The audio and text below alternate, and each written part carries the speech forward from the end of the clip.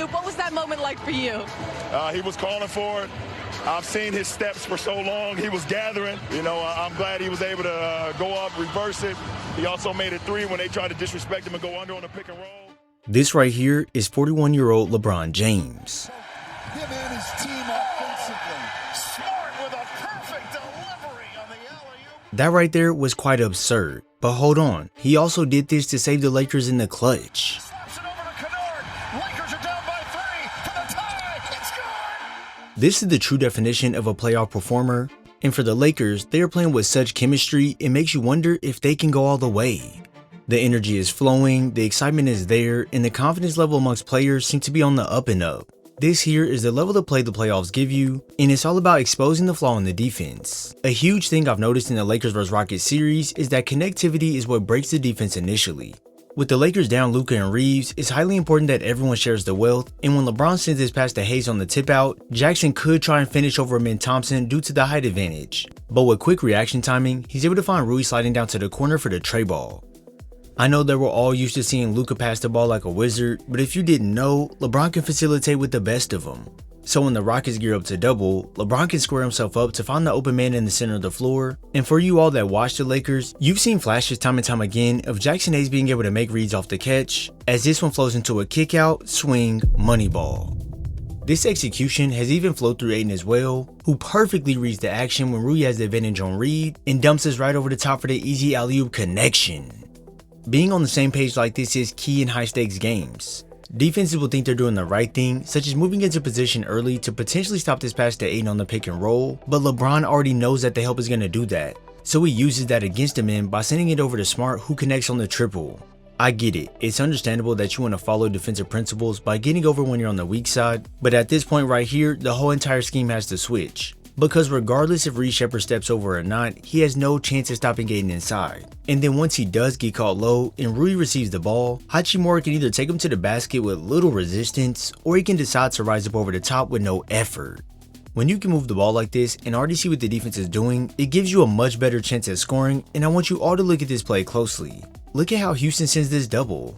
When you have one of the greatest players in the game with the ball in their hands and facing the floor straight up, it makes no sense to send a double at him, as he can easily see it. Because now you leave Jabari Smith on the backside all alone to either guard Ayton near the rim or Rui on the 3, and we already know the paint is more important, so yet another 3 ball is given up.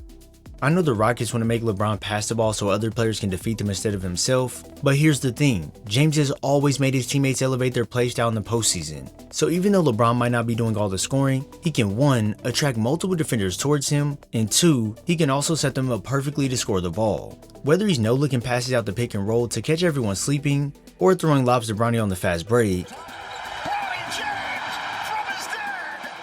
this right here is where the headed connectivity starts, and it doesn't stop there. The name Marcus Smart has been huge in this as well. His leadership and unselfishness lifts the Lakers in so many ways many people probably don't see. But for what you can see, Smart understands how to pace himself off these screens, which makes it hard for Capella to commit one way or another, and well, this is the result.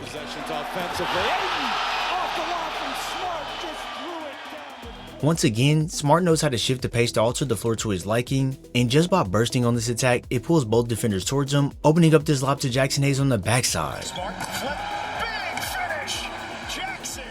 Smart has been such a key factor in getting guys the ball and making everyone feel involved, all while knocking down shots and making plays when needed.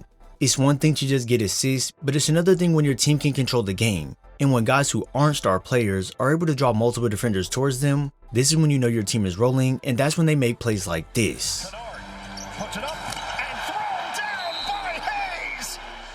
Let's be honest, it's not one guy running the show having to do everything offensively himself. Everybody on this Lakers team is pitching in, playing their role, and this type of connectivity on the court not only gives the defense problems, but it also helps offensive players get into a flow state. Like I'm sure you've all seen it, and that's how special Luke Kennard truly is. And I'm not saying that when Luka and Reeves play that Luke Kennard's skill set is in the shadows, but we are seeing him now start to let it fly even more and look confident when he's out there on the floor.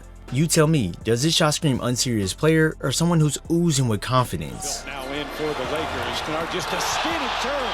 You talk about confidence. If you ask me, it showcases just how much Luke believes in his shot, and this is only capable because of getting more touches and having that green light to let it fly.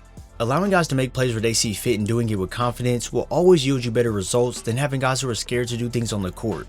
And I believe we can all agree that everyone has stepped up to the plate when it comes to making winning plays, even so much so that we have Jackson Hayes diving on the ground against Reed Sheppard on a loose ball, which leads to a Hachimura 3-pointer.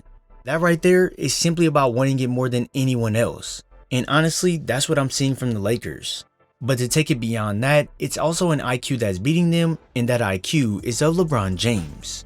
You can't just softly double LeBron like this and expect good things to happen. As just like we touched on earlier, James can see the whole entire floor and that the double is coming, so the behind the back to Kennard becomes easy work. On offense, when LeBron is working to get guys open, he doesn't roll off the screen because the Rockets are more focused on protecting the paint, so he instead spaces out, allowing Kennard to have room to operate, and when Luke gets shut down, Reed now has to hustle back, but once he turned his head and wasn't looking, James shot right past him to get inside for 2. Things like this may seem pretty small, but they totally deflate defenses when everyone is ball watching so heavy that the cut to the rim is just so easy. This off-ball movement from LeBron would be great, but when he did have to create for himself, best believe he didn't disappoint. Now with 3, with 2, James off balance. Yeah, the type of shots LeBron was making was unbelievable to see. He's missed the entire season. LeBron James! And it didn't matter what the defense did, LeBron was going to figure out a way to attack it and come out with the best outcome. In the playoffs, you need a star on the court who can pick apart the game in many different ways, also while making those around him elevate. The Lakers right now are in a flow state and have everything clicking. So I want to ask you this, how far do you think the Lakers can get in the playoffs? And if you think they can get to the finals, do you think they have what it takes to win it all?